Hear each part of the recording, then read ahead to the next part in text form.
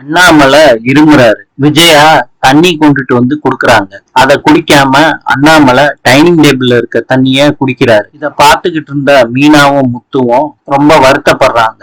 மீனா கேக்குறாங்க, நகைக்கு உண்டான பணத்தை குடுக்கறேன்னு சொல்லிட்டாங்க, 2 லட்சமும் கொடுத்துட்டாங்க மாமா, பிரச்சனைதான் முடிஞ்சிருச்சுல மாமான்னு சொல்றாங்க. அண்ணாமலை சொல்றாரு, பிரச்சனை பணம் இல்லம்மா, விஜயாவோட குணம்தான். அண்ணாமலை கிட்ட விஜயா சொல்றாங்க, எனக்காண்டி யாரும் வெளியே தூங்க வேண்டாம், எனக்கு ரூம்ல ரொம்ப குளிருது, அதனால வெளியே வந்து படுத்துக்கிறேன்னு சொல்றாங்க. மீனா சொல்றாங்க, என் ரூம்ல வந்து படுங்க அத்தை. விஜயா சொல்றாங்க, நான் வந்து படுத்ததுனால தானே அவரு ரூமுக்குள்ள போய் படுக்கிறாரு. ரோகிணி சொல்றாங்க விஜயா கிட்ட, ஆன்ட்டி அங்கிள் கூட பேசுங்க ஆன்ட்டி. நான் எதுக்கு பேசணும், அவரு வெளியே போறப்ப என்கிட்ட எப்பயும் சொல்லிட்டு தான் போவாரு. இப்ப இந்த வீட்டுக்கு மகாராணி மீனா தானே, அவகிட்டதான் எல்லாத்தையும் சொல்லிட்டு போறாரு. இத மீனா கேட்டுக்கிட்டு இருக்காங்க. இன்று கொலம்பியாவின் நாணயம் பிசோ. நாளை சந்திப்போம்.